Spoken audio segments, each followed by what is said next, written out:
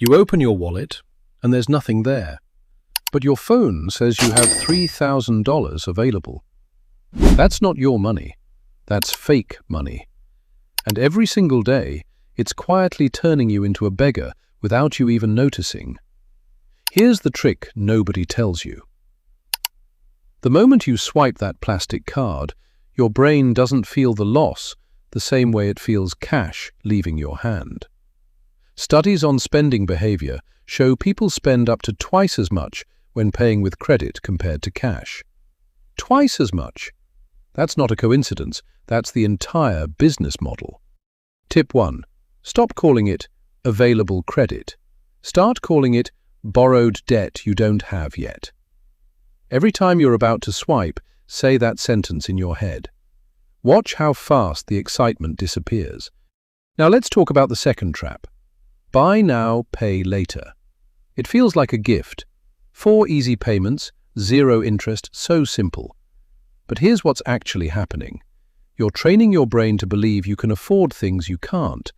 And when the 5th easy payment plan comes due, and then the 6th and the 7th, you're not managing money anymore. You're managing debt. You've become a servant to companies that never lent you real value, just fake numbers on a screen. Tip 2. If you can't pay for it in real cash today, you can't afford it today. Full stop. Delay the purchase 7 days. If you still want it after 7 days and you have actual cash for it, then buy it. Here's the part that stings the most. That good credit score you're so proud of. It's not built by you being rich. It's built by you being reliably in debt on time. The system rewards you for staying dependent, not for staying free. The average American carries over $6,000 in credit card debt at interest rates north of 20%. That's not wealth. That's a slow leak in a boat you think is floating just fine. Tip 3. Every payday, before you spend $1 single, move 10% into a separate account you never touch. Not what's left over. First, because what's left over is always 0. That's not an accident either. That's the system working exactly as designed. Fake money feels like power. Real money is quiet, boring, and slow. But one of them builds you a future. The other one just builds someone else's. Let's talk about the 4th trap. And this one hides in plain sight. Subscriptions. $9 here, $14 there, $20 for an app you opened twice this year. None of it feels like real money leaving your life. That's exactly why it works. Fake money doesn't announce itself. It whispers. Tip 4. Right now, today, open your bank statement and circle every recurring charge you see. Not tomorrow, today. The average person is paying for 3 to 5 subscriptions they completely forgot they own. That's $200, sometimes $300 a year, gone for nothing. Cancel anything you haven't used in the last 30 days. No guilt, no exceptions. Now here's trap number 5, and it's the sneakiest one of all. Lifestyle creep. You get a raise, and within weeks, your spending rises right along with it.